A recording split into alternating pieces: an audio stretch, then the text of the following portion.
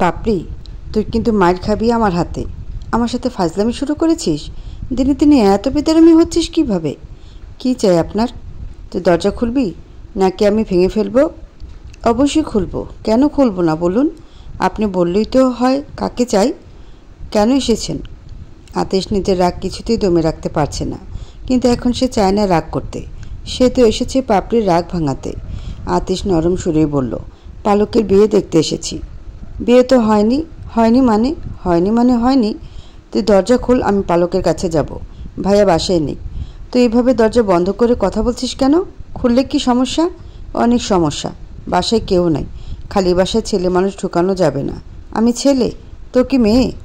আতিশ রাগ সামলাতে গিয়ে এসব কি বলছে গলা পরিষ্কারের বাহানায় গলা খাকিয়ে আবার বলল, খালি বাসায়ও তোকে আমি অসংখ্যবার পড়িয়ে গিয়েছি পাপড়ি। তখন তো আপনি আমার টিউটর ছিলেন।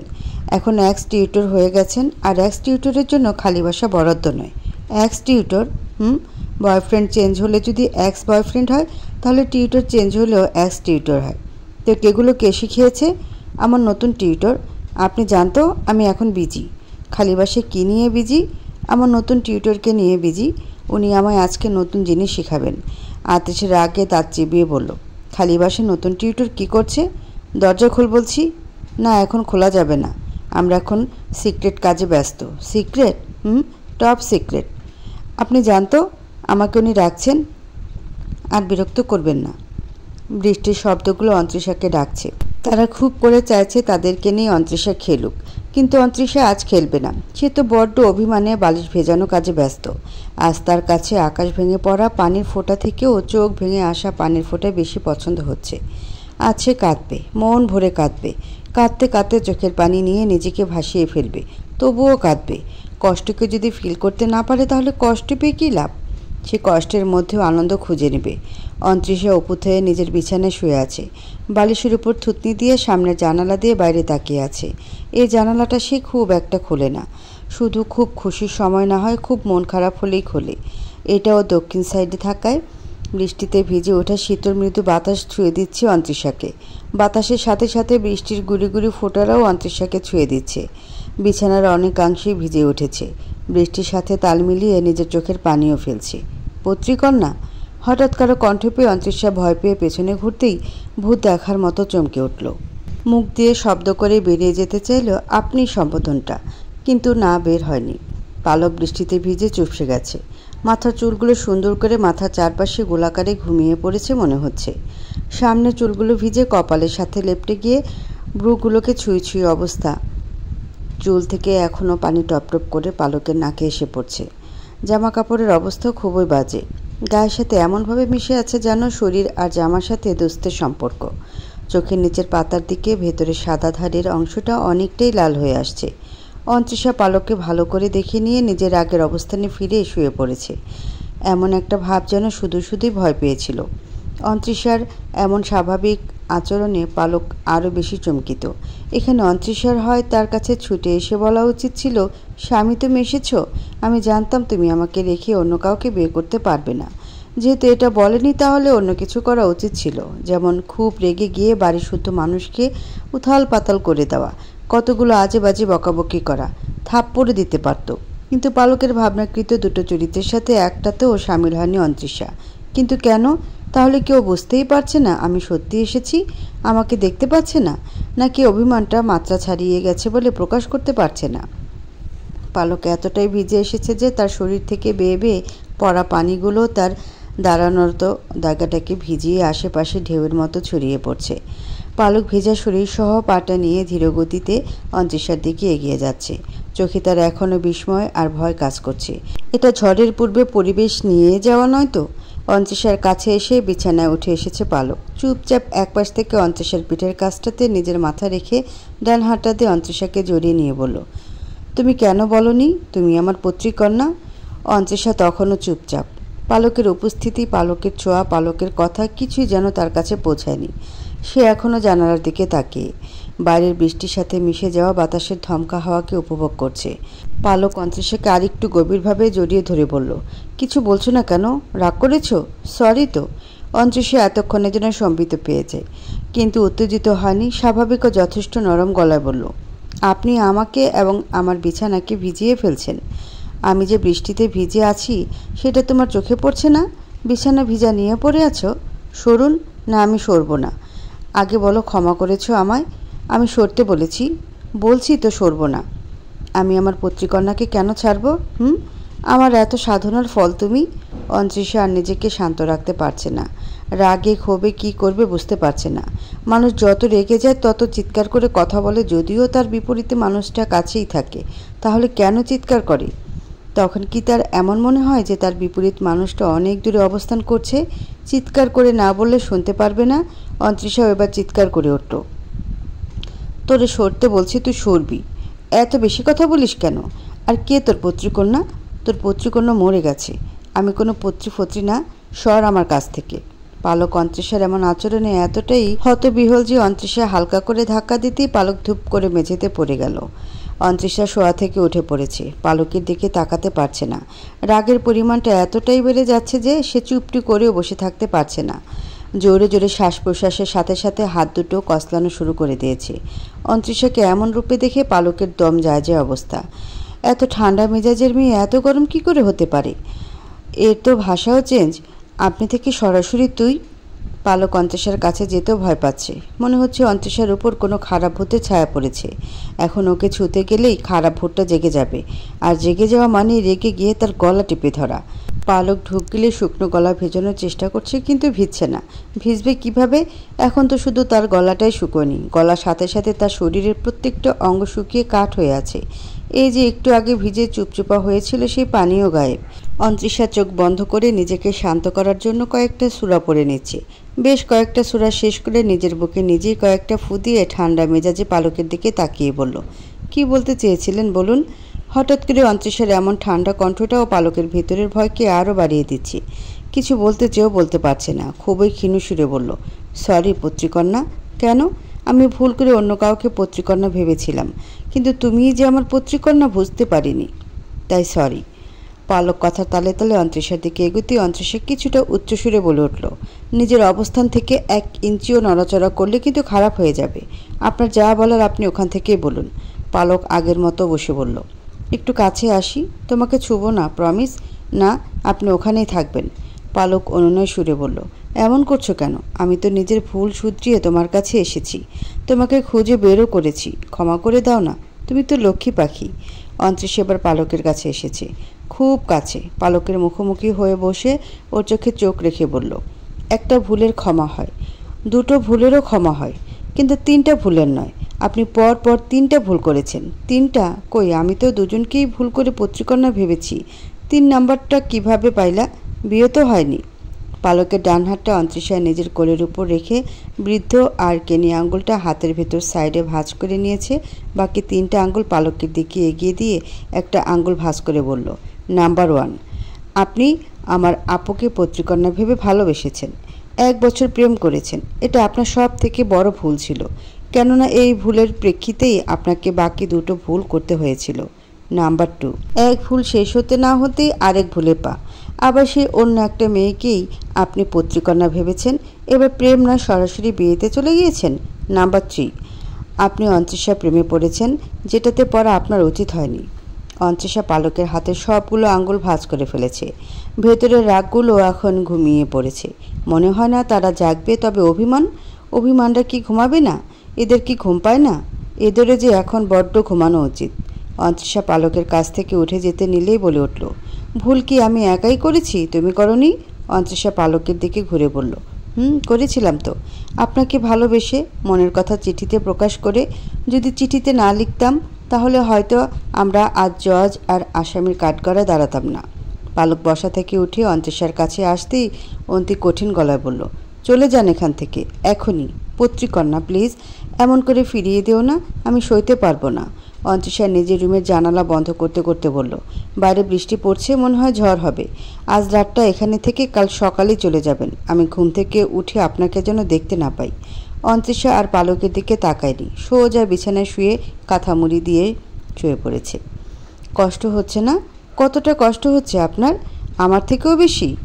ইস, যদি কষ্ট মাপার একটা যন্ত্র থাকতো তাহলে আজ মেপে দেখা যেত কষ্টতে কে জিতেছে। পত্রিকন্যা নাকি পত্রপুরুষ? অন্তরিষা কাঁথা দিয়ে পুরো মুখ ঢেকে শুয়েছে, না হলে তার অতৃপ্ত চোখটা বারবার যে তার পত্রপুরুষকে দেখতে চাইবে। নিশ্চয়ই মুখটাকে কালো মেঘে ঢেকে রেখেছে, হয়তো চোখে পানিও নিয়ে এসেছে। মনে মনে হাজারো রং বেরঙের বকা দিয়ে যাচ্ছে নিজেকে, হয়তো জ্বলছে অনুতপ্ততার আগুনে। কিন্তু এত কিছু সে কেন দেখবে? সেও তো ভুগেছে, আজ কত বছর ধরে ভুগে এসেছে। সেগুলোর কাছে ওনারটা কিছুই না, কিছুই না। আমি কিছু দেখব না, আমি তো আজকে আরাম করে ঘুমাবো। আজ তো আমি একা নই, আমার সাথে আরেকজনও কষ্টে বুক ভাসাচ্ছে। সকালের ভোরের ফুটফুটে স্নিগ্ধ আলো এসে পড়ছে অন্তরিষার কাঁথার ওপর। কিছুটা আলো কাঁথা ভেদ করে অন্তরিষার চোখে পড়েছে হয়তো, তাই রোদের মিষ্টি গন্ধে নাকের ঘুম চলে গিয়ে চোখের ঘুমও ভেঙে গেছে। অন্তরিষা কাঁথাটা মেলে প্রথমেই চোখ মেলেনি, বুকের ভিতর ঢিপ ঢিপ শব্দ পাচ্ছে। ভালোবাসার মন বলছে চোখ খুলেই যেন তার পত্রপুরুষটাকে দেখতে পায়, কিন্তু অভিমানী মন বলছে না, এই চোখে সে পত্রপুরুষকে দেখবে না। অন্তরিষা পিটপিট করে চোখ মিলতেই বুঝতে পারল তার অভিমানী মনটাই জিতে গিয়েছে, পত্রপুরুষ নেই, চলে গিয়েছে। অন্তরিষা উঠে বসতেই মুখটা ভার হয়ে এসেছে। লোকটা আমাকে বুঝলই না, সত্যি সত্যিই চলে গেল। অন্তরিষা কিছুক্ষণ গালে হাত দিয়ে বসে থাকলো। বসা থেকে উঠতে নিজের পড়ার টেবিলে একটা কাগজ দেখতে পাচ্ছে। কাগজটার উপরে একটা চেন, সাথে লকেটও আছে। চেনটা হাতে নিতেই বুঝতে পারছে এটা তার ব্যবহৃত সেই চেনটা, যেটা কিছুদিন আগে হারিয়ে গিয়েছিল। কিন্তু এটা এখানে কি করে এলো? অন্তরিষা চেনটা পাশে রেখে দিয়ে কাগজটা খুলে পড়তে শুরু করেছে। আমার অপেক্ষার রানী পত্রিকন্যা, কি ভেবেছ তোমার করা করা দুটো কথাতে আমি সব ভুলে তোমাকে ছেড়ে চলে যাব? কখনোই না। যাকে কখনো পাবো কি না তার গ্যারান্টি ছিল না, তবুও তাকে খুঁজে খুঁজে আমার অর্ধেক যৌবন ফুরিয়ে ফেলেছি। আমার সেই অর্ধেক যৌবন ফিরিয়ে দেওয়ার জন্য হলেও তোমাকে আমার কাছে আসতে হবে। এতদিন শব্দে রাঙা মেয়েটাকে পাওয়ার জন্য অপেক্ষা করেছি, কিন্তু এখন হাত পা চোখ মুখ নাক ঠোঁট মাথা চুল সহ একটি পরিপূর্ণ কিশোরী মেয়ের জন্য অপেক্ষা করব, যার শরীরের আন্তিকে প্রতিটি শিরা উপশিরা এক অঙ্গ থেকে আরেক অঙ্গে বহমান রক্তে, বাহ্যিকে প্রতিটি পশমে, নিঃশ্বাস প্রশ্বাস এমনকি চুলের ঘ্রাণেও রয়েছে আমার প্রতি ভালোবাসা। আমি তার অপেক্ষায় থাকব। দরকার হলে আমি আমার বাকি অর্ধেকটা যৌবন তাকে পাওয়ার ভাবনায় দান করব। তবুও আমার তাকেই চাই। প্রথম আর দ্বিতীয় ভুলটা আমি স্বীকার করছি, কিন্তু তৃতীয় ভুলটা স্বীকার করব না, কারণ ওটা ভুল ছিল না। কেননা পত্রিকন্যা আর অন্তরিষা শুধু নাম দুটোই ভিন্ন, কিন্তু তাদের শরীর আচার ব্যবহার পাগলামি কথাবার্তা চালচলন সব তো একটাই, তাই না? আমি তো তোমার নামের প্রেমে পড়িনি। চিঠিতে আমি আমার পত্রিকন্যার অনুভূতির প্রেমে পড়েছিলাম, আর সেই অনুভূতিগুলো তো আমার বউ অন্তরিষার মধ্যে বিচরণ করছিল। তাহলে আমি কি করে নিজেকে আটকে রাখতে পারতাম বলো? তোমার কাছে পৌঁছানোর দায়িত্ব কি আমার একা ছিল? তোমার ছিল না? তুমি কি একবার আমাকে খুঁজতে চেয়েছিলে? আমি জানি তুমি চাওনি। কেন চাওনি? ভালো তো তুমিও আমাকে বেসেছিলে, তাহলে সেটা শুধু অভিমানে কেন আটকে রাখলে? কেন সেদিন আমার সামনাসামনি এসেও আমাকে বলনি তুমি আমার পত্রিকন্যা অনিশা নয়? তার উপর তোমার লেখা যাতে বুঝতে না পারি তার জন্য তুমি চিঠিগুলোতে লেখার ধরন চেঞ্জ করেছিলে। কেন করেছিলে? আমাকে কষ্টে থাকতে দেখতে? লাস্ট চিঠিটা তুমি পত্রিকন্যা হয়ে লিখেছ, আমি এটা শিওর তুমি ইচ্ছে করে ওভাবে লেখনি, ভুল করে লিখে ফেলেছিলে। আর তোমার ভুলটাও ধরতে আমার লেট হয়েছিল। আমি তখন স্নিগ্ধাকে বিয়ে করার জন্য এতটাই উত্তেজিত ছিলাম যে তোমার লেখার প্রতি আমার কোনো খেয়াল ছিল না। কিন্তু দেখো, পরে তোমার এই ভুলটাই আমাকে তোমার কাছে এনেছে। সব ভুল খারাপের জন্য হয় না, কিছু কিছু ভুল ভালোর জন্য হয়। আমারটা কেমন ভুল হয়েছে আমি জানি না, কিন্তু আমি তোমাকে কাছে পাওয়ার জন্য ছটফট করছি। আমি জানি তুমি আমার এই ছটফট কমাতে আমার কাছে আসবে। আমি চাই তুমি আসো। সব সময় আমি কেন তোমার কাছে ছুটে যাব? এবার না হয় তুমি ছুটে এসে আমাদের অপেক্ষার ইতি টানলে। ইতি তোমার ছটফট পত্রপুরুষ। অন্তরিষার চিঠিটা রেখে চেনটা আবার হাতে নিয়েছে। চেনের মধ্যে থাকা লকেটটা খুলতেই সেখানে এক পাশের পালকের হাসি হাসি মুখটা দেখতে পাচ্ছে, আর অপর পাশটা এখনও খালি। ভর দুপুরের মাথার উপরে উঠে যাওয়া সূর্যটার নিচে হাঁটু গেড়ে দাঁড়িয়ে আছে পালক, সূর্যের দিকে মুখ করে চোখটা বন্ধ করে রাখা, হাত দুটো পেছনে ভাঁজ করা। এমন একটা ভাব যেন তাকে কোনো সামরিক বাহিনীরা শাস্তি দিচ্ছে বর্ডার পার করে অন্যত্র সীমানা যাওয়ার জন্য। অন্য সব সময়ের মতো আজও সে সূর্যের তীব্র রশ্মিতে নিজের কষ্ট ধুয়ে নেবে, খুব বেশি কষ্ট, যেটাতে বুকের ভেতরের রগগুলো ছিঁড়ে যাওয়ার উপক্রম হয়ে ব্যথা অনুভব হয়। সেই কষ্টে সূর্যের নিচে দাঁড়িয়ে থাকতে আরাম বোধ করে পালক। পত্রিকন্যাকে পেয়েও পাওয়া হলো না, ছুঁয়েও ছোঁয়া হলো না, দেখেও দেখা হলো না, এমন একটা রোগে ভুগছে পালক। কিছুই ভালো লাগছে না তার। মনের অজান্তে বিড়বিড় করছে সে, হ্যাঁ পত্রিকন্যা, তুমি ঠিক ধরেছ। আমি সত্যি সত্যি আমার বউ অন্তরিষার প্রেমে পড়েছিলাম। আমি যখন কলম ফেলে উঠে গিয়েছিলাম তখন তোমার প্রেমে পড়েই উঠে গিয়েছিলাম। ওই কলমটা আমাকে বুঝিয়ে দিয়েছিল আমি আমার বউয়ের প্রেমে পড়ে গিয়েছি, আমি আমার অন্তৃষার প্রেমে পড়ে গিয়েছি। কিন্তু সেটা ঠিকঠাক উপলব্ধি করার আগেই পত্রিকন্যা মাথাচাড়া দিয়ে ওঠে। আমি তোমার কাছে ছুটে গিয়েছিলাম শুধু পত্রিকন্যাকে পাওয়ার জন্য নয়, আমার তো অন্তৃষাকেও পাওয়ার ছিল। পালকের বিড়বিড় শেষ হওয়ার আগে মুখে আঠালো জাতীয় কিছুই এসে লাগে। পালক চোখ মিলতে দেখে অন্তৃষা ওর মুখে টেপ লাগিয়ে পুরো মাথা ঘুরিয়ে আনছে। পালক অন্তৃষাকে আটকাতে নিলে অন্তৃষা অগ্নি দৃষ্টি ছুড়ে দিয়েছে। তাতে পালক দমে গিয়ে চুপচাপ অন্তৃষাকে দেখে যাচ্ছে। পালকের পাশে অন্তৃষাও হাঁটু গেড়ে বসে একটা সিগারেট নিজের মুখে পুড়ে নিয়েছে। ম্যাচ জ্বালিয়ে সিগারেটের মাথায় আগুন ধরিয়েছে। সিগারেট থেকে নিঃশ্বাস টেনে নিতেই অন্তৃষা কেশে ওঠে। মুখ থেকে জ্বলন্ত সিগারেট নিচে পড়ে গিয়েছে। অন্তৃষার কাশি দেখে পালক নড়ে উঠতেই অন্তৃষা কঠিন সুরে বলল, খবরদার নড়াচড়া করবেন না, আমার আপনাকে অনেক কিছু বলার আছে। আপনি তো আপনার প্রেমের গল্প বললেন, আজ আমি আপনাকে আপনার পত্রিকন্যার প্রেমে পড়ার গল্প শোনাবো, যেটা আপনি জানেন না। আমি জানি, অন্তৃষা জানে। অন্তৃষা তখনও কেশেই যাচ্ছে। কাশির ঝাঁকুনিতে সে আর পালকের পাশে হাঁটু গেড়ে বসে থাকতে পারেনি। অন্তৃষা কাশতে কাশতে আরেকটা সিগারেট মুখে পড়েছে। সূর্যের তীব্রতা কমতে থাকলেও পালকের আর অন্তৃষার উপর তীব্রতা বেড়ে যাচ্ছে। দুজনের চেহারা লাবণ্যতা অনেকটাই শুকিয়ে এসেছে। দেখা যাচ্ছে ঘামের প্রকট আর লাল এবং কালো রঙের এক অন্যরকম লাবণ্য। দুজনেই যেন আজ অন্যরকম নেশায় ঢুকতে চাচ্ছে। একজন অনাকাঙ্ক্ষিত প্রাপ্তির অস্তিত্বের উপস্থিতিতে তো আরেকজন সিগারেটের ধোঁয়াকে নিজের বশে করতে। দুজনেই আজ নতুন জিনিসের ছোঁয়া নিতে চাচ্ছে। দুজনেরই আজ নতুনত্বের নেশায় ডুবে যাওয়ার প্রবল ইচ্ছে। কিন্তু পালক তো সফলতার দিক দিয়ে এগিয়ে, কিন্তু অন্তৃষা, সে তো ধোঁয়াকে হজমই করতে পারছে না। অন্তৃষা চোখটা বন্ধ করে সিগারেট থেকে আবার একটা নিঃশ্বাস গ্রহণ করেছে। এবারও কাশি উঠেছে, কিন্তু আগের বারের মতো নয়, অনেকটাই ঠুনকোর পর্যায়ে পড়ে। তখন আমি ইন্টার ফার্স্ট ইয়ারে পড়ি। নতুন কলেজ, নতুন ক্লাস, নতুন জায়গা, নতুন ক্লাসমেট হয়, তখনও সব কিছুর সাথে সখ্যতা হয়ে ওঠেনি। আপু প্রথম দিকে আমাকে কলেজে দিয়ে আসলো, একসময় আমি নিজেই মানা করি। তারপর থেকে আপুর যেদিন ক্লাস থাকতো সেদিন আমাকে সাথে করে নিয়ে যেত। এমনি নতুনত্বের মধ্যে একটা সোনালি মুহূর্ত আসে আমার জীবনে। সোনালি কেন বলছি, ভিজে মুহূর্ত হবে। সেদিন তো আকাশে সূর্য ছিল না, না ছিল সূর্যের সোনালি রোদ। সেদিন তো ছিল আকাশের কালো মেঘের আবরণ, যে আবরণ ভেঙে বৃষ্টিতে ভিজিয়ে দিচ্ছিল আমার সব নতুনত্বকে। ক্লাস শেষে কলেজ টিচারের কাছে প্রাইভেট শেষ করে বাড়ি ফিরছিলাম। কয়েক কদম এগোতেই আমাকে অবাক করে বৃষ্টি নেমে আসে। বৃষ্টি আমার খুবই পছন্দ। বৃষ্টির প্রতিটি ফোঁটাতে আমি আনন্দের অনুভূতি খুঁজে পাই। চোখ বন্ধ করে বৃষ্টির ফোঁটা উপভোগ করা এক অন্যরকম ভালো লাগা কাজ করে। কিন্তু সেদিনটি আমি বৃষ্টিতে উপভোগ করতে পারছিলাম না, কেননা তখন আমার পিরিয়ডের সেকেন্ড ডে ছিল। এমন হুট করে বৃষ্টিতে আটকে পড়বো ভাবা হয়নি, তাই ছাতাও সাথে ছিল না। তাই দৌড়ে পাশেই বন্ধরত একটি দোকানের ছাউনিতে গিয়ে অপেক্ষা করছিলাম। আমার সাথে যেমন কেউ ছিল না, তেমন আশেপাশেও কেউ ছিল না। মনের ভিতর বিরক্ত, ভয়, অসহায়ত্ব, রাগ সব একসাথে কাজ করছিল। ঠিক তখনই আপনি আর কাদির ভাই কোথা থেকে যেন দৌড়ে এলেন। আশেপাশে জনমানবহীন এমন মুহূর্তে পাশে দুটো ছেলেকে দেখে আমার ভেতরটা ধুকপুক করছিল। মনের ভেতর নানা কুডাক কুচিন্তা ভাবনা আসছিল। তখন আমি ফোন ব্যবহার করে উঠতে পারিনি। কি করব না করব বুঝতে পারছিলাম না। বৃষ্টির বর্ষণও কমার নামগন্ধ নেই। আমি যতটা পারছিলাম নিজেকে আড়াল করার চেষ্টা চালিয়ে যাচ্ছিলাম। আমার পঞ্চম ইন্দ্রিয় তার সহোদর ষষ্ঠ ইন্দ্রিয়কে ডেকে নিয়ে আপনাদের দিকে মনোনিবেশ করছিল। কাদির ভাই আপনার সাথে কথার ছলে বারবার আমার দিকে তাকাচ্ছিল। আর আপনি নিজের ভেজা হাত দিয়ে নিজের ভেজা জিনিসগুলোকে শুকানোর বৃথা চেষ্টা করছিলেন। এর মধ্যে কাদির ভাই একটা জ্বলন্ত সিগারেট মুখে পুড়ে দিয়েছে, আর সাথে সাথে ওনার গালে ঠাস করে একটা চড় মেরে বসলেন আপনি। আপনার বাক্য অনুযায়ী আপনি সিগারেট খুবই অপছন্দ করেন এবং কাদির ভাইকে অনেকবার ওয়ার্নিং দেওয়ার পরে উনি আপনার সামনে সিগারেট ধরিয়েছে।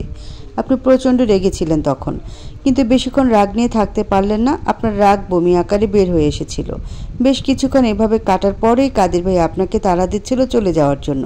আপনি হয়তো কোনো জরুরি কাজে বেরিয়েছিলেন।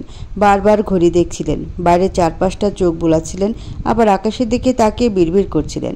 হয়তো বৃষ্টিকে বকাবকি করছিলেন। প্রকাশ্যে বলছিলেন বৃষ্টিটা আর একটু কমুক। আপনাদের দেখে আমার বুকে যে ধুকধুকটা হয়েছিল সেটা ক্রমশই কমে যাচ্ছিল। কেমন জানি একটা নিরাপত্তা অনুভব করছিলাম। আর ঠিক তখনই আপনি ছাউনি ছেড়ে বেরিয়ে গেলেন। আমি আপনার দিকে তাকিয়ে থাকলেও বুঝতে পারছিলাম বুকের ধুকধুকটা বেড়ে যাচ্ছে। আপনি চোখের আড়ালে হতেই কাদির ভাই আমার দিকে অগ্রসর হচ্ছিলেন। ভয় আমার হাত পা ঠান্ডা হওয়ার উপক্রম। কাঁধের ব্যাগটা বারবার টেনে টেনে ঠিক করছিলাম।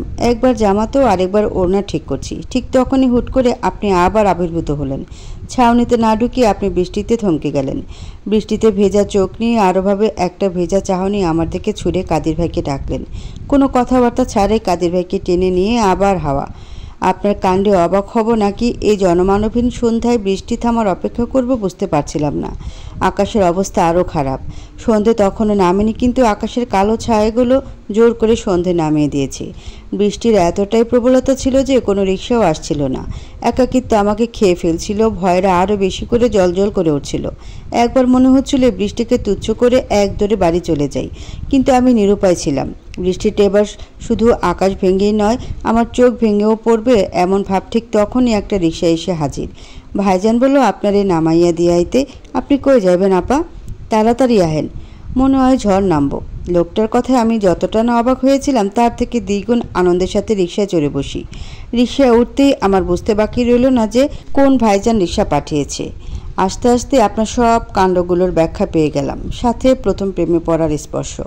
সে রাতটা আমি নির্ঘুমে কাটালাম। বারবার আপনার সেই ভেজা চাহনিটা আমাকে আসক্ত করে তুলছিল। এরপর থেকে ঘটে প্রথম প্রেমের সূচনা।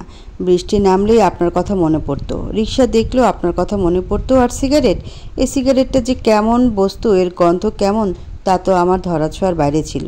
কিন্তু সেদিন আপনাকে দেখার পর থেকে যত অরুচি, যত বিরক্ত, যত তিক্ত, যত ঘৃণা সব এই সিগারেটের উপর গিয়ে পড়ল। অল্প বয়সে প্রেমের ছোঁয়ায় তখন আমি উঠছি।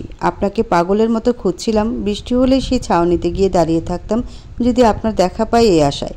কিন্তু না, আপনার তো দেখার কোনো নাম নেই। বেশ কিছুদিন যেতেই দেখলাম আপনার সেই বন্ধু কাদির ভাই আমাকে ফলো করছেন। ইনিয়ে বিনিয়ে নানান জিনিস বোঝাতে চাচ্ছেন। ওনাকে দেখে আমার যতটা না বিরক্ত লাগতো তার থেকে বেশি হতাশ হতাম ওনার সাথে আপনাকে না দেখে। মাঝে মাঝে আমার খুব ইচ্ছে হতো ওনাকে গিয়ে বলতে, আপনার সেই ভেজা বন্ধুটি কোথায়? উনি কি জানেন না ওনার ভেজা চাহনির প্রেমে পড়ে একটি মেয়ে অতলে ভেসে যাচ্ছে? তার বেশ কয়েক মাস পর হুট করেই আপনি আমাদের ক্লাসে এসে হাজির।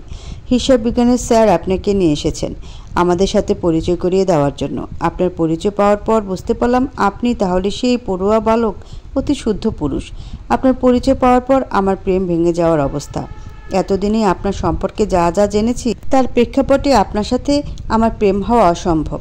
শুধু আমি কেন, আমার জায়গায় কোনো বিশ্ব সুন্দরীও যদি আপনাকে প্রেমের প্রস্তাব দেয় তাহলেও আপনি সাথে সাথে অনিচ্ছুক প্রকাশ করবেন। আমার মন ভেঙে যায় যায় অবস্থা। মনের ভেতরে ফুটে ওঠা প্রেমের অঙ্কুরগুলো ফুল হয়ে ফোটার আগেই শুকিয়ে যাচ্ছে।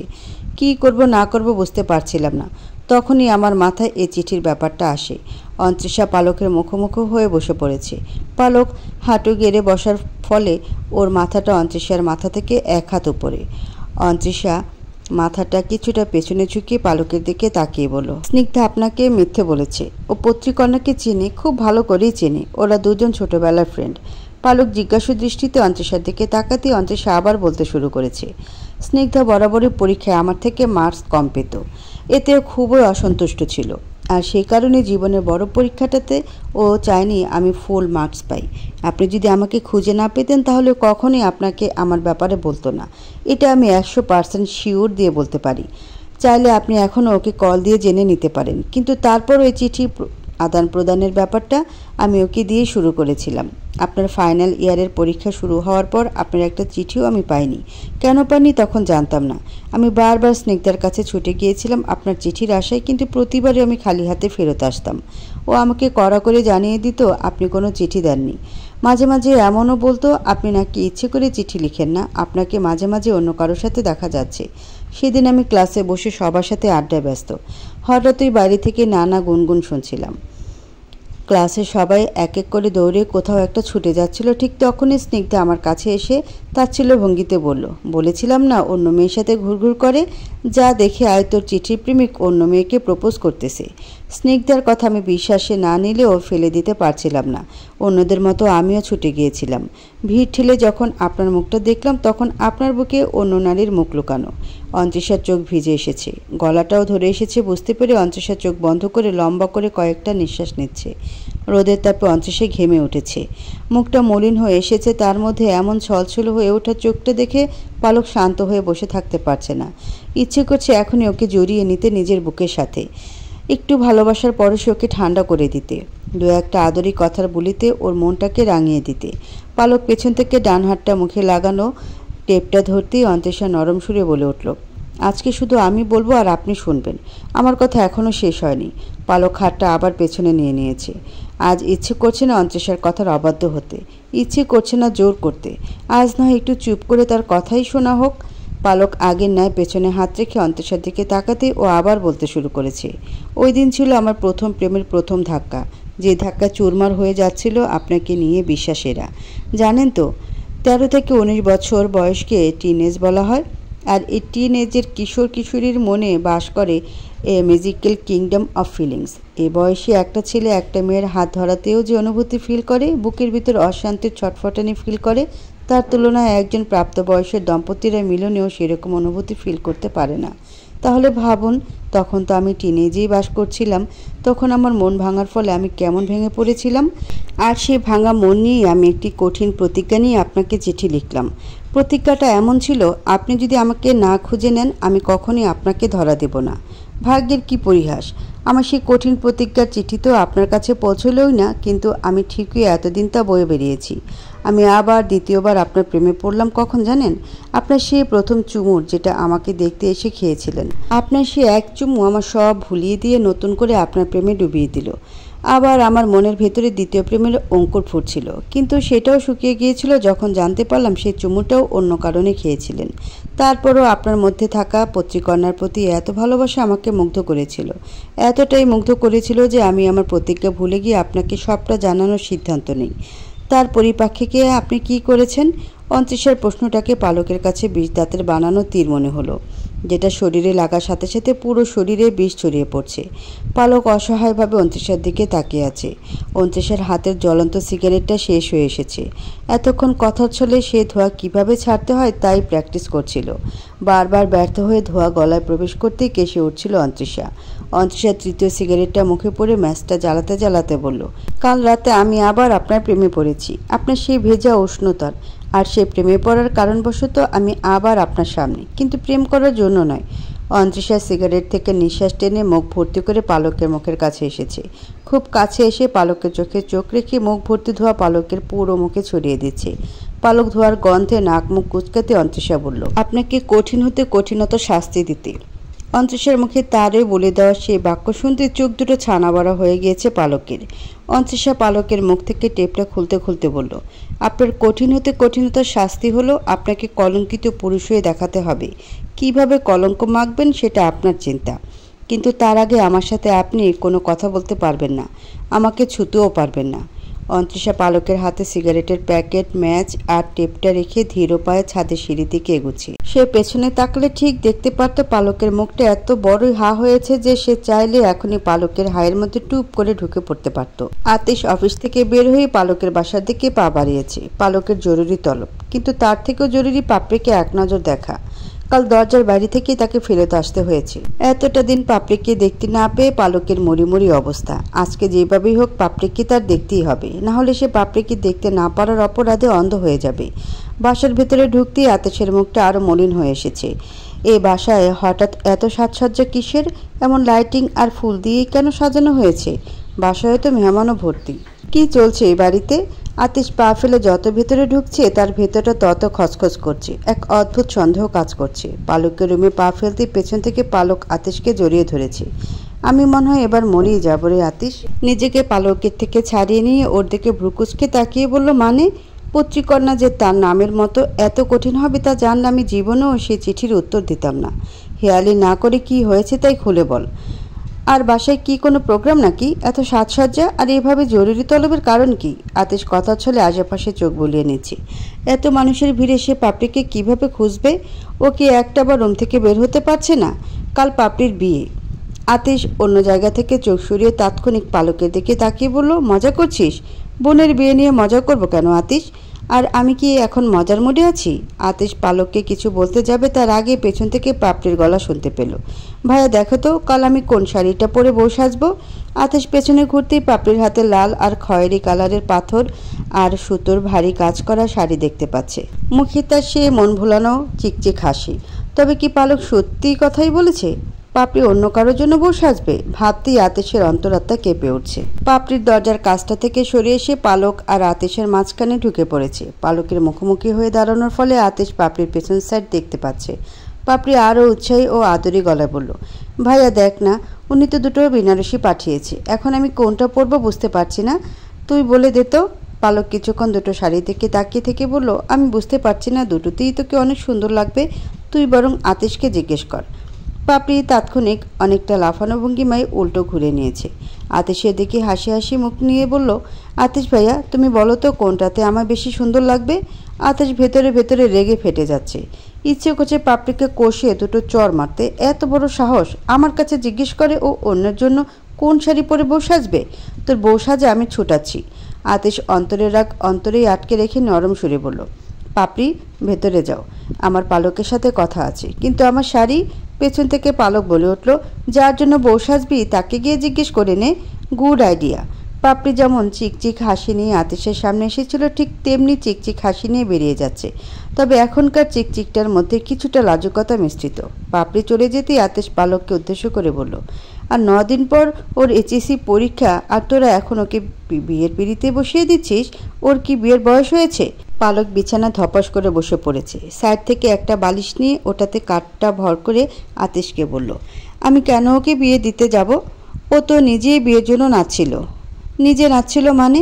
পালক এবার কাঁধের ভরটা ছেড়ে দিয়ে আরাম করে শুয়ে বলল, আরে ও নতুন টিউটরটা আসার পর থেকেই দেখি বোন আমার তার প্রেমে হাবুডুবু খাচ্ছে। এমনি হাবুডুবু খাচ্ছে যে আমাকে স্ট্রেট জানিয়ে দিল যদি এখনই ওদেরকে বিয়ে দিয়ে না দিই তাহলে নাকি পরীক্ষা দিবে না, নাও খাওয়াও বন্ধ। এখন তুই বল, আমি একজন খাঁটি প্রেমিক হয়ে আমার বোনের প্রেমকে কি করে ফেলে দিই? আতিশ পালকের পাশে এসে বসে পড়েছে। কিছুটা অস্থিরতা ও ধমকানি সুরে বলল, তাই বলে এখনই বিয়ে? পরীক্ষাটা শেষ হলে দেওয়া যেত না? আমার বোন আমার মতোই অধৈর্য রে আতিশ। ছেলে কি করে, কোথায় থাকে, নাম কি? আমার ঘুম পাচ্ছে, তুই পাপড়ির কাছ থেকে জেনে নে। আতিশের ইচ্ছে হচ্ছে শুধু পাপড়িকে না, এই পালককেও কষে দুটো চর মারতে। এইদিকে আমি অস্থিরতায় মরে যাচ্ছি আর ও ঘুম নিয়ে পড়ে আছে। যাকে দেখার জন্য এতটা আকুলতা নিয়ে আসলাম সেই কিনা বিয়ের জন্য টেই টেই করে নাচছে। আতিশকে অবাক করে দিয়ে পালক সাথে সাথে ঘুমিয়ে পড়েছে। আতিশ পালককে রুম ছেড়ে পাপড়ির রুমের দিকে পা বাড়িয়েছে। দরজাটা মনে হচ্ছে ভেতর থেকে বন্ধ। দরজা বন্ধ করে কি করছে ও? নতুন টিউটরের সাথে ফুসুর ফুসুর? ফোনে কথা বলতে হলে কি দরজা বন্ধ করে নিতে হয়? আতিশ দরজা নক দিতে গিয়েও দিল না। একটা চাপা অভিমান কাজ করছে। এতটা দিন ধরে যে মেয়েটা এতটা ভালোবেসে এসেছে সে একটা ঘটনাকে কেন্দ্র করে এত পাল্টে গেল কি করে? তাহলে কি ওগুলো সত্যি অল্প বয়সের আবেগ ছিল? আমার কি বুঝতে ভুল হয়েছিল? হয়তো তাই হবে, না হলেও কিভাবে অন্য কারোর বউ সাজার কথা ভাবতে পারে? ওর চোখে মুখে নতুন কারোর উপস্থিতির যে আলো জলজল করছে তা স্পষ্ট করে বলে দিচ্ছে ওই মানুষটাকে পেয়েও কতটা খুশি। আতিশের ব্যথা হচ্ছে বুকের ভেতর, যে ব্যথা অন্য কাউকে দেখানো যায় না, অন্য কাউকে বলাও যায় না। এটা হলো না বলতে পারার কথাগুলোর ব্যথা। এই ব্যথাগুলো কখনোই প্রকাশ করা যায় না, প্রকাশ করা উচিতও না। কেননা যাকে বলার প্রয়োজন তাকে যদি না বলা হয়ে থাকে তাহলে অন্য কাউকে কেন বলবে? এটা বোঝানোর জন্য যে সে কতটা ব্যর্থ। আতিশ না চাইতেও চোখের কোণে পানি জমে যাচ্ছে। এই পানিগুলোকে এই কোণেই আটকে রাখতে হবে, বাইরে আসতে দেওয়া যাবে না, কখনোই না। অন্তরিষা ডাকেই পালকের ঘুম ভেঙেছে। ঘুম ঘুম চোখে অন্তরিষার দিকে তাকিয়ে আছে পালক। জামকালা সুতির শাড়ি পরেছে, কানে সোনার দুল, হাতে চিকন সোনার চুড়ি আর নাকে নাক ফুলে পুরো নতুন বউ। কিন্তু তার সাথে খালি গলাটা মানাচ্ছে না। একটা সোনার চিকন চেন হলে বেশ হতো। অন্তরিষা পালকের পাশে বসে পড়েছে। উল্টো দিকে ঘুরে ওর দিকে একটা চেন এগিয়ে দিয়ে বলল, এটা পরিয়ে দিন তো। পালক তখন অন্তরিষার বউ রূপে দেখায় মগ্ন। তার বউটা যে এত সুন্দর তা তো আগে বুঝেনি। বউ তো সে অনেক আগে থেকেই, কিন্তু তখন তো ওকে এমন বউ বউ লাগেনি, আজ কেন লাগছে? ভালোবাসি বলে? কি হলো, আপনি কি আবার ঘুমিয়ে পড়লেন? অন্তরিষার ডাকে পালক উঠে বসেছে। ওর হাত থেকে চেনটা নিতেই বুঝতে পারল এটাতে তারই দেওয়া সেই লকেটটাও ঝুলছে। ঠোঁটের কোণে হাসি নিয়ে অন্তরিষার চুলে হাত দিতেই ও বলে উঠল, আমি আপনাকে চেন পরিয়ে দিতে বলেছি, আমাকে ছুঁতে নয়। আমার শরীরের কোনো অংশে যেন আপনার টাচ না লাগে, বুঝতে পেরেছেন? অন্তরিষার অমন কথায় পালকের মুখের হাসি মিলিয়ে গিয়েছে। অন্তরিষা নিজের হাতে নিজের চুলগুলো উঁচু করে ধরে রাখতেই পালক খুব সাবধানে চেনটা পরিয়ে দিয়েছে। অন্তরিষা বসা থেকে উঠে বলল, নো কথা নো ছোঁয়া, অনলি কলঙ্কিত ওকে। পালকের চুপসা মুখ দেখে অন্তরিষার খুব হাসি পাচ্ছে। সে তো নিজেও চেনটা পরতে পারত, কিন্তু পালককে একটু জ্বলতে দেখার জন্যই ওর কাছাকাছি এসেছে। ভালোবাসে একটু একটু না জ্বললে খাঁটি হবেটা কি করে? এত বছর পর নিজের পত্রিকন্যাকে এত কাছে পেয়েও ছুঁয়ে দেখতে পারছে না, একটু মন ভরে ভালোবাসার কথা বলতে পারছে না, একটু বুকে নিতে পারছে না। এই কষ্ট পালক কোথায় রাখবে? আজ সোফাটাকে মনে হচ্ছে সবচেয়ে কঠিন, শক্ত, ধারালো বস্তু, যা একটু পরপর খুঁচিয়ে বলছে পত্রিকন্যার কাছে গিয়ে শুতে। ঘুম আসছে না তার, মনটা কেমন আনচান আনচান করছে, শরীরের মধ্যে এক নতুন উত্তেজনা উকি দিতে যাচ্ছে। পালক শোয়া থেকে উঠে অন্ত্রিষার কাছে এসে দাঁড়িয়েছে। টুপ করে মেঝেতে হাঁটু ভাঁজ করে বসেও পড়েছে। হাত দুটো খাটের ধারটাতে ভাঁজ করে তাতে থুতনি ঠিকই অন্ত্রিষার দিকে তাকিয়ে আছে। জাগ্রত অবস্থায় তো তোমার কাছেও ঘেঁষতে দাও না, কিন্তু ঘুমন্ত অবস্থায় ঠিকই ঘেঁষবো। তোমাকে ছুতে না পারি, মন ভরে দেখতেও তো পারবো। আমার পত্রিকন্যাকে দেখে দেখি আজ সারাটা রাত পার করব। পালক অন্ত্রিষার ঘুমন্ত চেহারায় তাকিয়ে পালক ফেলতে ভুলে গিয়েছে।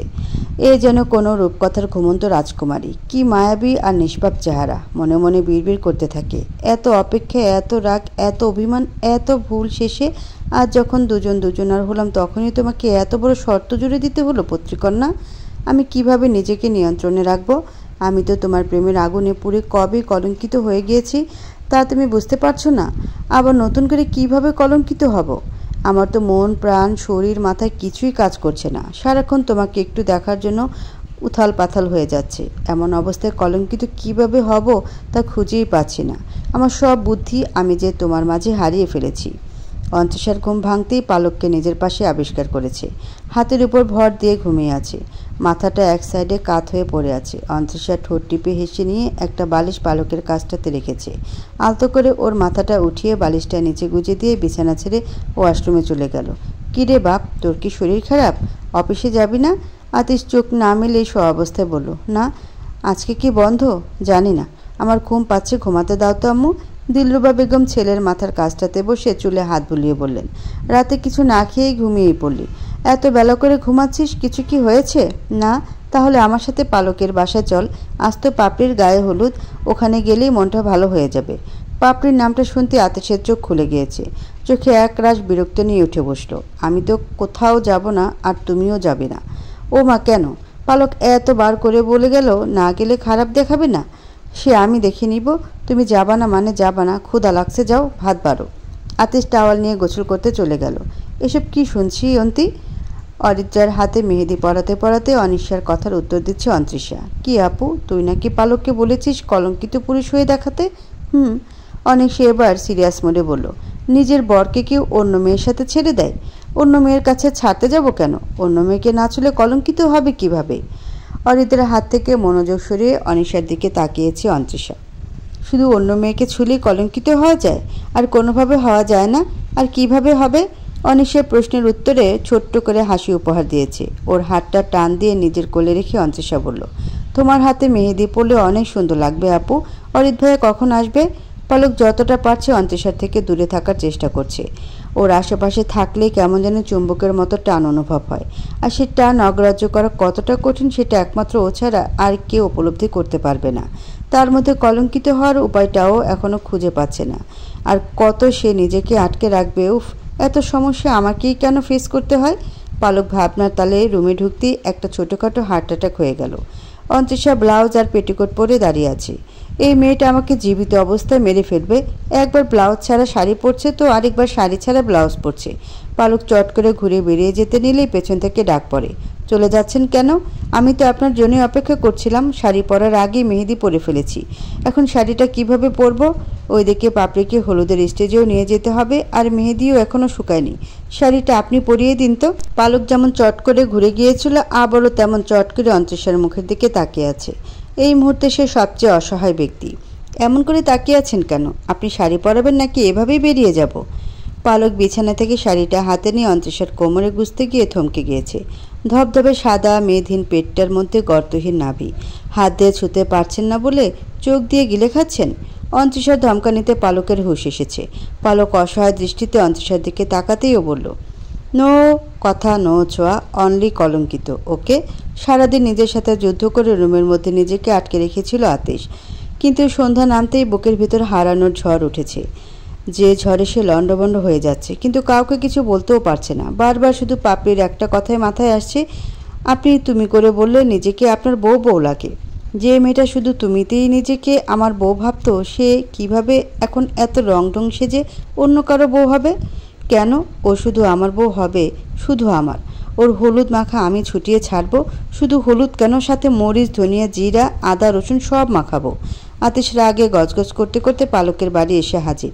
চারপাশে মানুষের চিল্লাচিল্লি, রং ঢং, লাইটের আলো, ফুলের গন্ধ সব কিছু যেন আতিশের রাগকে আরও বাড়িয়ে দিচ্ছে। ইচ্ছে করছে সব ভেঙে চুরমার করে দিয়ে চিৎকার করে বলতে, পাপড়ি আমার বউ হবে, ওকে কোনো হলুদ লাগাতে হবে না, আমি নিজেই হলুদ হয়ে ওর মধ্যে মেখে যাব। আতিশ বড় বড় পা ফেলে স্টেজের সামনে এগিয়ে যাচ্ছে। স্টেজে হলুদ শাড়ি আর ফুলের গয়নায় সেজে বসে আছে পাপড়ি, ঠোঁটে তার খুশি আর লাজুকতার হাসি। আতিশ ভাই, এত দেরি করলেন যে? পাপড়িকে হলুদ দিবেন না? অন্তরিষা আতিশকে টেনে পাপড়ির সামনে দাঁড় করিয়ে দিয়েছে।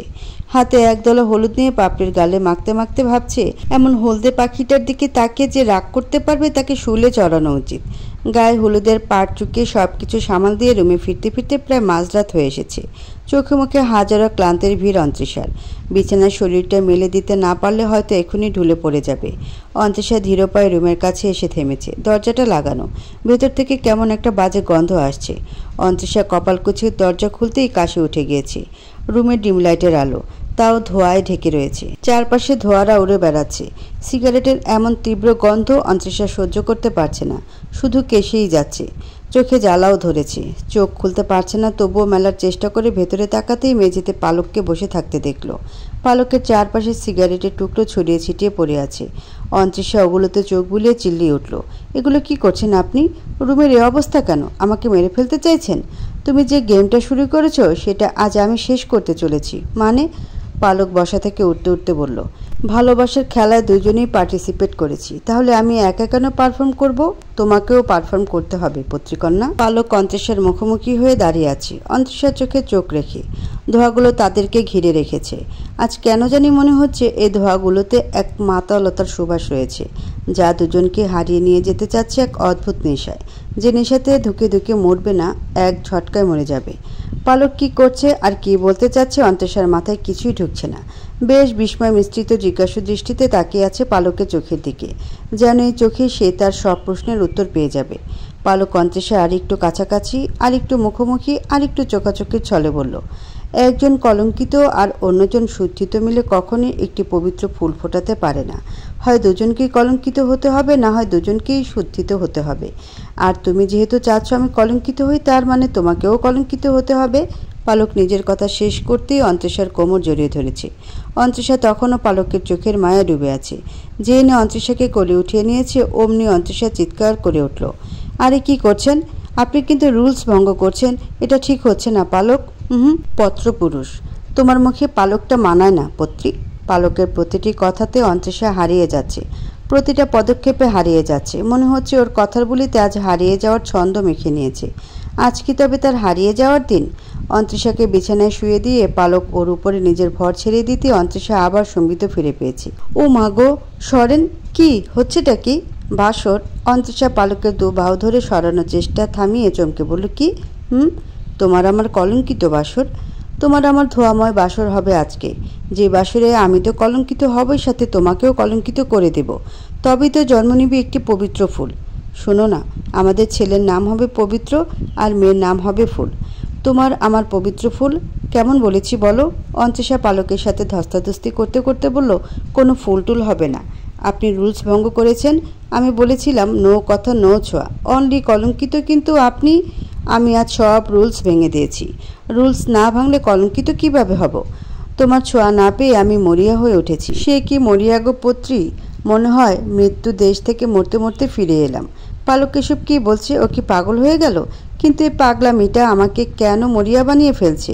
আমারও কেন ইচ্ছে হচ্ছে ওর সাথে মিলেমিশে কলঙ্কিত হতে। আপনি আমার সাথে এমনটা করতে পারেন না।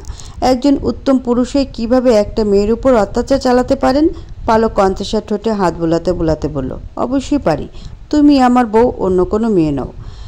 আমরা কাগজে কলমে বিয়ে করেছি, চিঠিতে চিঠিতে বিয়ে করেছি, অপেক্ষায় অপেক্ষায় বিয়ে করেছি, অভিমানে অভিমানে বিয়ে করেছি, ধোয়ার চুমুতে চুমুতে বিয়ে করেছি, আর আজ ছোঁয়ায় ছোঁয়ায় বিয়ে করব, নিঃশ্বাসে নিঃশ্বাসে বিয়ে করব। পালকের হাতের ছোঁয়া পড়তেই অন্তরিষা চোখ বন্ধ করে ফেলেছে। গলার সুর মিলিয়ে গিয়েছে, বুকের ভিতর ধুকপুক ধুকপুক করছে। অজানা শিহরণে কেঁপে উঠছে তার শরীরের প্রতিটি পশম। অন্তরিষা কাঁপা কাঁপা কণ্ঠে বলল, ধোয়ার গন্ধে আমার নিঃশ্বাস বন্ধ হয়ে যাচ্ছে। শুদ্ধ পুরুষ, আমার যে একটু শুদ্ধ নিঃশ্বাসের প্রয়োজন। পালক আর কথা না বাড়িয়ে অন্ত্যেষার ঠোঁটে নিজের ঠোঁট মিলিয়ে নিয়েছে। পৃথিবীতে তার বউয়ের জন্য স্বামী নিঃশ্বাসের চেয়ে আর কোন নিঃশ্বাসটা শুদ্ধ হতে পারে। আতিশ সে ভোরবেলায় পাপড়িদের বাসায় হাজির। সারা রাত ছটফট করতে করতে কাটিয়েছে। এক রাতে চোখের নিচে ফুলে উঠেছে। ফজরের আজান কানে আসতেই বিছানা ছেড়ে পাপড়িদের বাড়ির উদ্দেশ্যে বেরিয়েছিল। সে যতই চাইছে পাপড়ির কথা ভাববে না, ততই ভেতরে সব কিছু দুমড়ে মুচড়ে তাকে শেষ করে দিচ্ছে। বারবার শুধু একটা জিনিস ভেবেই দিশেহারা হয়ে যাচ্ছে, পাপড়ি অন্য কারো বউ হবে। তাহলে তার বউ কে হবে? তারও তো বউ হিসেবে পাপড়িকেই চাই। কখনো মুখ ফুটে বলেনি বলে পাপড়িও বোঝার চেষ্টা করবে না? উফ, এ বাসাটায় আসলেই আমার সব অনুভূতিগুলো একসাথে আমার উপর ঝেঁকে বসে।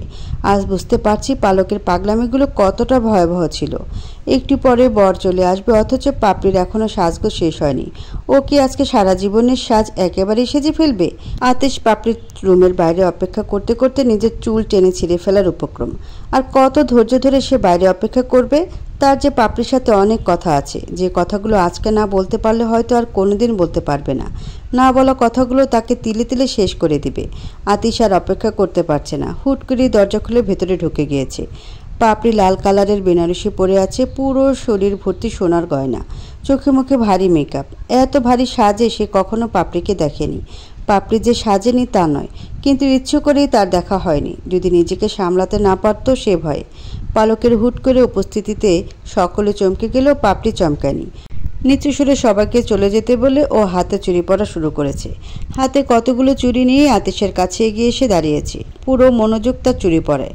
চুরির দিকে তাকিয়ে বলল, কিছু বলবেন? আর এখন থেকে আর কখনো এরকম হুট করে আমার রুমে ঢুকে পড়বেন না। এখন তো আমি শুধু আপনার বন্ধুর বোন নই, আরেকজনের বউ হতে যাচ্ছি। একটু পরে অন্য কারো দখলিনী হয়ে যাব।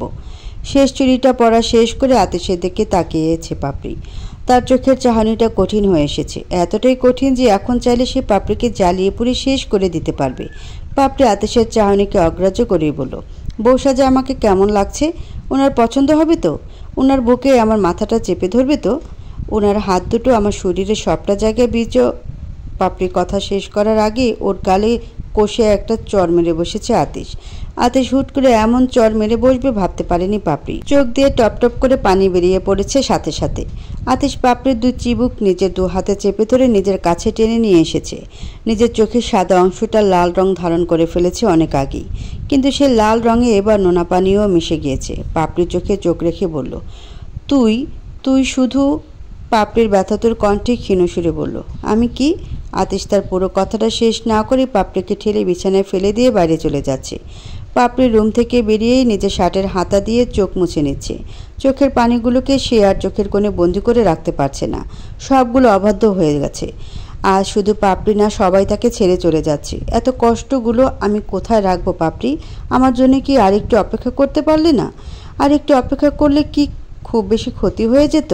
এতগুলো বছর তোমাকে চোখে চোখে রেখেছি, আর আজ 2 দিন চোখের আড়াল হতে না হতেই আমাকে ভুলে গেলে? আমার প্রতি তোমার ভালোবাসা সব শেষ হয়ে গেল? কি করলে পারলে আমার সামনে অন্য পুরুষের স্পর্শ নেওয়ার কথা বলতে, অন্য পুরুষের বুকে নিজের মাথা রাখার কথা বলতে? এটা আমাকে কতটা যন্ত্রণা দিয়েছে তোমাকে আমি কোনোদিনও বোঝাতে পারবো না, কোনোদিনও না। আতিশ সব ভিড় ঠেলে পাপড়িদের বাসার গেটে আসতে পেছন থেকে নিজের শার্টে টান অনুভব করে। পেছন ঘুরতে পাপড়িকে দেখে বুকটা ছ্যাদ করে উঠেছে। একটু আগেও যে মেয়েকে কোনো রাজকুমারীর চেয়ে কম সুন্দর লাগেনি, সে মেয়েটার চেহারা একই অবস্থা। চোখের কাজল লেপটে চারপাশটা মেখে আছে। এত ভারী মেকআপেও আতিশের হাতের আঙ্গুলের ছাপ স্পষ্ট। থাপ্পড়টা কি খুব বেশি জোরে দিয়ে ফেলেছি? রাগের বশে এতটুকু মেখে এত বড় থাপ্পড়টা আমি কিভাবে দিলাম? আতিশের ভাবনার ঘোর কাটলো পাপড়ির পরপর 2টো থাপ্পড় খেয়ে। আতিশের কলার চেপে ধরে বলল, পালিয়ে যাচ্ছেন? বিয়ে না করেই পালানো হচ্ছে?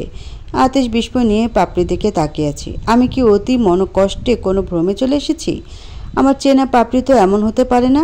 এই যে চোখটা এত বড় বড় করে আমার দিকে তাকিয়ে আছে, এটা কখনই পাপড়ির হতে পারে না। আর রাগ, ওর তো রাগ থাকতেই পারে না। ও তো ফুপিয়ে কাঁদতে পারে, ছেচকান্দনি। আর থাপ্পড়? আতিশকে আরও অবাক করতেই পাপড়ি ওর কলার টেনে বাড়ির ভেতর নিয়ে যাচ্ছে। পুরো বাড়ি ভর্তি মানুষ ওদের দিকে হাঁ করে তাকিয়ে আছে। কেউ কেউ মুখ টিপে হাসছে, তো কেউ কেউ নানা মস্করাই মেতে উঠেছে। কাজীর সামনে গিয়ে আতিশকে ধাক্কা দিয়ে সোফাতে ফেলে দিয়েছে। ভাইয়া, কাজীকে বল এখনই বিয়ে পড়াতে। কাজীর পাশে পালককে দেখে বেশ হকচকিয়ে গিয়েছে আতিশ। নিজেকে সামলিয়ে পালককে কিছু বলতে যাবে তার আগেই অন্তরিষা পেছন থেকে হাসি হাসি মুখ নিয়ে বলল, এমন সাজিয়ে বিয়ে করবে আতিশ ভাইয়া? শিরোয়ানিটা পরতে দিবে না? তুমি বসো, আমি না হয় ওনাকে রেডি করে আনি। কিছু পড়তে হবে না ওনাকে, উনি এমন সাজে বিয়ে করবেন। আতিশ ভয়ে ভয়ে পাপড়ির দিকে তাকিয়ে রয়েছে। পালক আতিশকে উদ্দেশ্য করে বলল, দিলে তো আমার নরম বোনটাকে রাগিয়ে। তোকে দিয়ে কিচ্ছু হবে না, নিশ্চয়ই তুই এখনো ভালোবাসি বলিসনি, তাই না? আতিশ পালকের কথায় তরতর করে ঘেমে যাচ্ছে। তাহলে কি পালকও সব জেনে গিয়েছে? পালক আতিশের পাশে এসে ওর হাতটা ধরে বসলো। তুই জানিস না, এই পৃথিবীতে সব থেকে বিশ্বস্ত যদি কেউ থাকে সেটা তুই। আর এমন বিশ্বস্ত মানুষটার কাছে আমার বোনকে বিয়ে দিতে চাইবো না কেন? ভালোবাসি তোকে আমি, আর যাকে আমি ভালোবাসি তাকে আমার বোন তো ভালোবাসবেই। তার মানে তুই সব? পালক আতিশের হাতটা ছেড়ে একটু ভ্রু উঁচু করে বলল, তোর কি মনে হয় তোর ব্যাপারে আমি কিছু জানি না? তুই মনে মনে প্রেম করবি আর আমি জানবো না? তাছাড়া তোর দিক না হয় বাদই দিলাম, বোনটাও তো আমার। আরও কোন পুরুষের পাত্রে নিজের প্রেম নিবেদন করছে সেটার আমি খোঁজ রাখবো না? শুধু বন্ধুর অধিকারী তোকে আমার বোনের বেডরুমে ঢোকার পারমিশন দিব? এই নিয়ে দ্বিতীয়বারের মতো আতিশের রুমে পায়ের ছোঁয়া ফেলছে পাপড়ি। তবে এইবার আগের বারের মতো বউ হওয়ার আকুলতা নয়, সত্যি সত্যি বউ হয়ে এসেছে। আতিশের বিছানার ঠিক মাঝখানটায় ঘোমটা টেনে বসে আছে। আগের বারের মতো এবারও সেভাবে জড়সড় হয়ে যাচ্ছে। ঘেমে নিজেকে নাইয়ে ফেলেছে। ইস, আমার তো সব সাজ নষ্ট হয়ে যাচ্ছে। উনি কখন আসবেন? আজও কি উনি আমার সাজটাকে ভালো করে দেখবেন না? পাপড়ি ঘোমটার আড়ালে খুব বিরক্ত নিয়ে বারবার ঘাম মুছছে। উফ, আজকে আমাকে এত ঘামতে হচ্ছে। আতিশ রুমের ফ্যানটা ছেড়ে দিয়ে বলল, তুই কার সাথে বকবক করছিস? আতিশের কণ্ঠে পেয়ে পাপড়ি বরফের মতো জমে যাচ্ছে। হাত দুটো শক্ত করে মুঠো করে নিঃশ্বাস আটকে রেখেছে। কণ্ঠটা কেমন কেমন জানি লাগছে। আল্লাহ, আমি এ মানুষটাকেই থাপ্পড় মেরেছিলাম। আজকে আমার যে কি হবে আল্লাহই জানে। পাপড়ি মনে মনে সূরা পড়তে শুরু করে দিয়েছে। আতিশ বেশ কিছুক্ষণ দাঁড়িয়ে থেকে পাপড়ি কি করছে বোঝার চেষ্টা করছে। হঠাৎ করে গলার সুরটা কঠিন করে বলল, এভাবে 12 হাতি ঘোমটা দিয়ে বসে আছিস কেন? বাসর করবি বলে? তোর মতো বাচ্চা মেয়ের সাথে আমি বাসর করব? পরে দেখা যাবে বাসরের দোহাই দিয়ে বিছানায় পড়ে আছিস। এবার একটু ধমকে সুরিয়ে বলল, পড়া নাই আর 4 দিন পর তোর পরীক্ষা, তাও ইংলিশ। তুই কি লাড্ডু কয়টা খাবি তা ভাবছিস? যা এসব রং ঢং ফেলে পড়তে বস। আতিশের কথায় পাপড়ির সাথে সাথে ঘোমটা খুলে ওর দিকে হাঁ করে তাকিয়ে রইল। তোকে হাঁ করে তাকিয়ে থাকতে বলিনি? তোর কি মনে হয় জোর করে বিয়ে করেছিস বলেই বিয়ে হয়ে গেল? তুই আমার বউ হয়ে গেলি। আগে পরীক্ষায় পাশ হয়ে দেখা, পরে ভাবা যাবে তোকে বউ বানাবো কি না। পাপড়ি সব ভয় কেটে গিয়ে রাগে খেপে যাচ্ছে, কিন্তু রাগের জায়গায় একরাশ অভিমানী সুরে বলল, আমি আপনাকে জোর করে বিয়ে করেছি? আতিশ বিছানায় বসতে বসতে বলল, আপনি আমাকে ভালোবেসে বিয়ে করেননি? আমি তো তোকে কখনো বলেছি আমি তোকে ভালোবাসি? পাপড়ি ভারী শাড়ি গুটিয়ে নিয়ে আতিশের সামনে দাঁড়িয়ে বলল, আমি এখানে আর এক মুহূর্ত থাকবো না, আমাকে এখনই বাড়ি দিয়ে আসেন। আতিশ এবার বসা থেকে শুয়ে পড়েছে। পাপড়ির দিকে না তাকিয়ে বলল, তোকে কি আমি আসতে বলেছি যে আমি দিয়ে আসবো? তুই নিজের ইচ্ছে এসেছিস, এখন ইচ্ছে হলে নিজেই চলে যেতে পারিস। বিরক্ত করিস না তো, আমার ঘুম পাচ্ছে। আমি বিরক্ত করছি আপনাকে? পাপড়ি এবার ফোপাতে ফোপাতে বলল, একাই যাব, আমি থাকবো না আপনার কাছে। আপনি আমাকে শুধু কষ্টই দিলেন, আমি এক্ষুনি চলে যাব। আতিশ কাঁথার ভাঁজ খুলে গায়ে জড়িয়ে নিতে নিতে বলল, ওকে, সাবধানে যাস, গুড নাইট। পাপড়ি তখনই রাগে ফুসতে ফুসতে হাঁটা ধরেছে, কিন্তু রুমের বাইরে পা ফেলার সাহস পাচ্ছে না। এত কষ্ট করে মানুষটার কাছে এলাম, এভাবে চলে যাব? এমন কেন উনি? একটু ভালোবাসলে কি হয়? আমি কি এতটাই অবহেলার যোগ্য? বেশ কিছুক্ষণ ভাবনায় ডুব দিয়ে চোখের পানি মুছতে মুছতে আবার ফিরে এসেছে আতিশের বিছানার কাছে। আতিশ কাঁথা গায়ে দিয়ে চোখ বন্ধ করে আছে। উনি কি ঘুমিয়ে পড়েছেন? কোথায় শোবো আমি? পাপড়ি চুপচাপ আতিশের অপর পাশে গিয়ে আলতোভাবে বিছানায় শুয়েছে, বিছানার একদম ধারটাতে। যে মানুষটা তাকে ভালোই বাসে না তার কাছাকাছি সে শোবে না। পাপড়ি আবার ফুপিয়ে উঠতে আতিশ নিজের কাঁথাসহ ওকে পেছন থেকে জড়িয়ে নিয়েছে।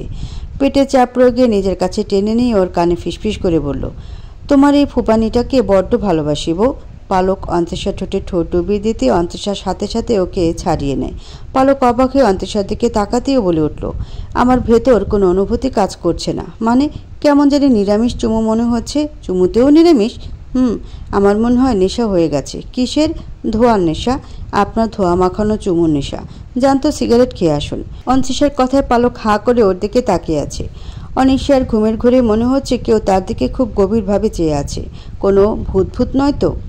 অনিশা টিপ টিপ করে চোখ মেলতে অরিত ওর কপালে চুমু খেয়ে বলল, টিকিট কাটা শেষ অনি, আমরা কালই হানিমুনে যাচ্ছি। অনি বিরক্ত নিয়ে বলল, এ নিয়ে 19 বার বলেছ, তুমি ঘুমোনি কেন অরিত? আমার হানিমুনের উত্তেজনায় ঘুম আসছে না অনি।